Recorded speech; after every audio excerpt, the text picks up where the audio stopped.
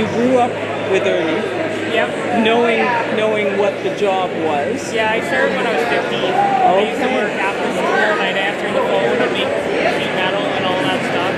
Okay, so you learned basically from the ground up, and you learned from one of the best. So we're lucky there. Yeah. You can make anything out of tin. Yeah, exactly. And then you decided to go to school. Did you do any kind of a co-op program with the high school before you I went? did do one semester of co-op with the shop, and then I went to Kempville College and did my oil and my gas. Okay. And then because there's so many different licenses with heating and cooling, like there's separate for like different for like. Would I find that on Ontario Trades? Well, gas and oil is separate from the trade. Like it is a trade, but it's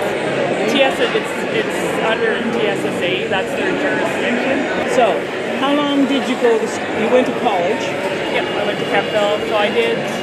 It was a condensed course. So I did 5 or 6 weeks with my oil 3.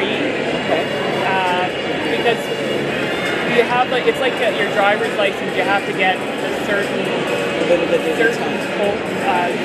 course. Like you do your oil 3, then your oil 2. You can also do your oil 1, but that's big GTs. Like I can do like up to gas. I can do up to 400,000. So that's why I have my gas too. So I can do I forget what it is for oil, but it's almost 1 million BTUs you can do up to, which you very rarely do. Okay. Yeah. Do you go to school and then apprentice, and then go back to school and apprentice? Not with the gas license. No.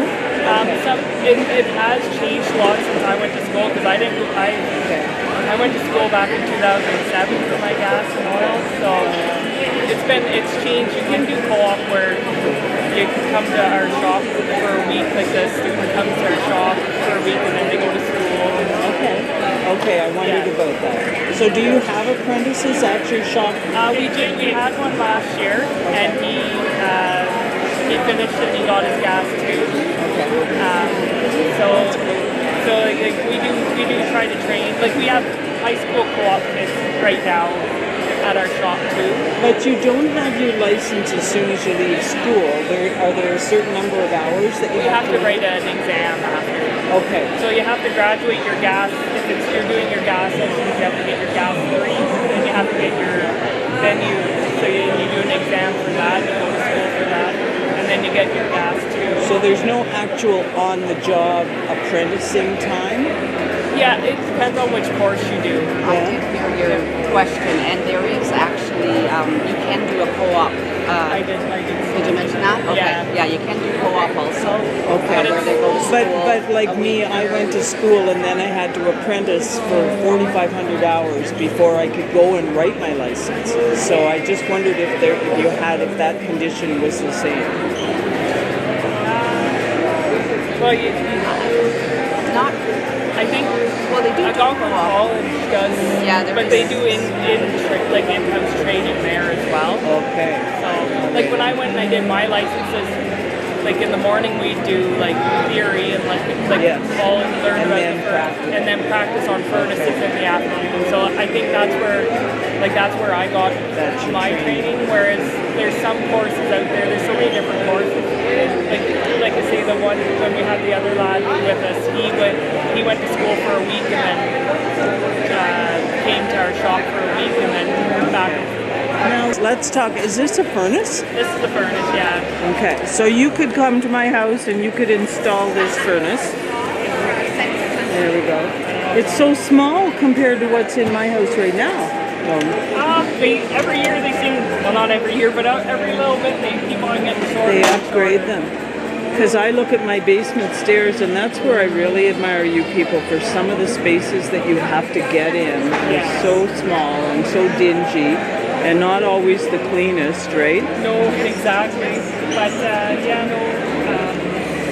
how does a person know, or how do you know, what size of furnace to put in a house? Is it based on square footage? It's usually square footage, and we kind of take into account like how many windows you have, especially for air conditioning. If you have great big windows, sometimes you'll definitely need a bigger air conditioner for Now, is this heating and air conditioning, or is this just heating? This is just heating. Okay. So that's just a natural gas furnace. You said you have 2 licenses, and there are other.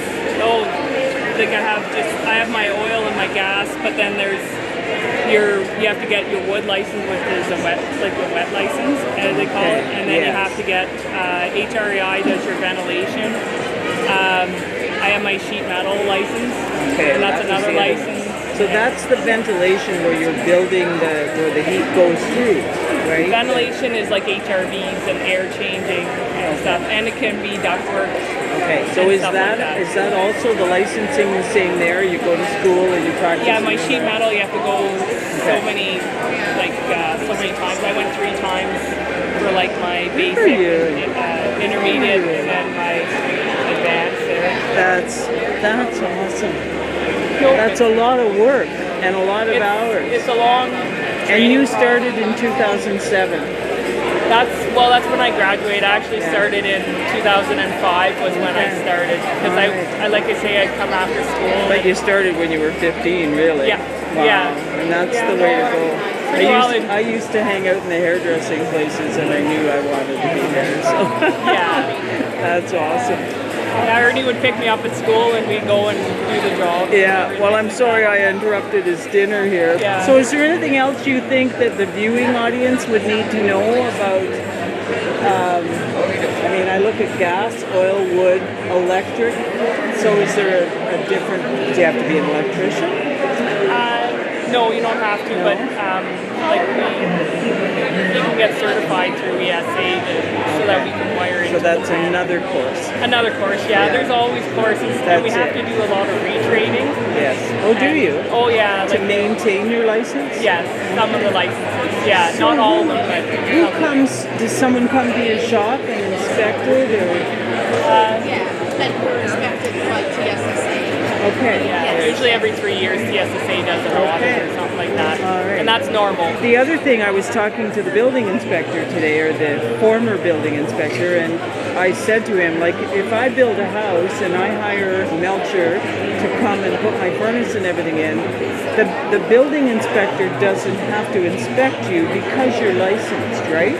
Okay, because that was the other thing I wanted. Are you going to take any more courses, or is there anything else on your list? So I'm currently doing my refrigeration, so I'm doing that too. Okay. So how long is the schooling for refrigeration? So it's an apprenticeship program again.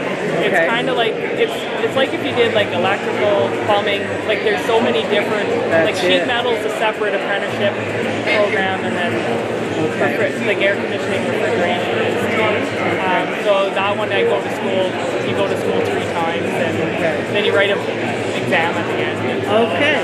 So you've been once already? Have you been? I haven't yet. I'm gonna. It's so hard because I do a lot of stuff at our shop. Because you're a full-time job. Yeah. Right? Yeah. Plus go to school. So how much time do you have to take off then to go to the school? Usually it's 8 weeks.